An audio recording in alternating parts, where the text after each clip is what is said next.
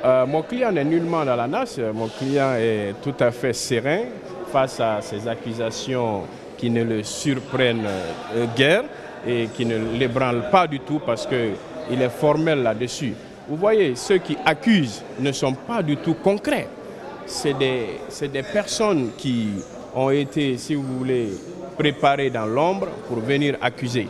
Pourquoi? Comment est-ce que vous comprenez que quelqu'un qui déclare avoir vécu ces événements-là le 29 septembre, produise un certificat médical qui atteste qu'il était à l'hôpital le 28 septembre.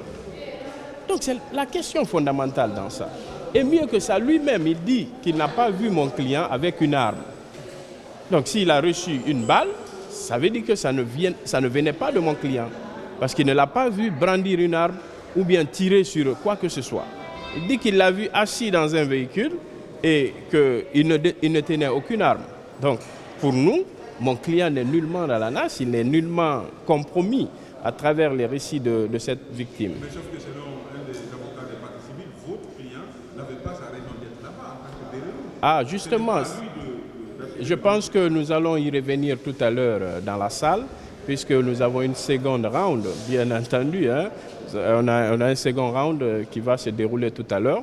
Et nous allons répondre à cela et démontrer que notre client, malgré que nous ne soyons pas convaincus que ce soit lui qui était sur les lieux, mais en tenant compte du statut qu'il occupait à l'époque, notamment la lutte contre le grand banditisme, donc il pouvait, avec ces éléments, patrouiller, il pouvait faire des patrouilles sur tout Conakry, l'ensemble du Grand Conakry.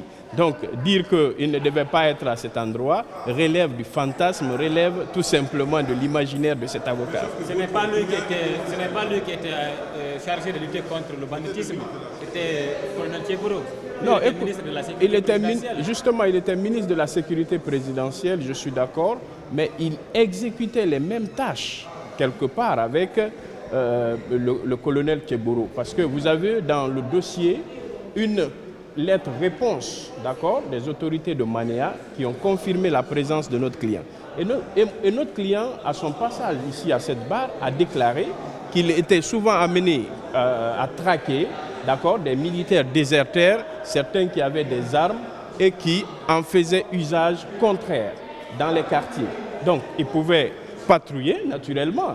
Il avait des missions de ce genre que le président de la République lui avait confiées. Parce que contre des militaires qui avaient des armes, il fallait d'autres militaires beaucoup plus formés qui puissent les traquer.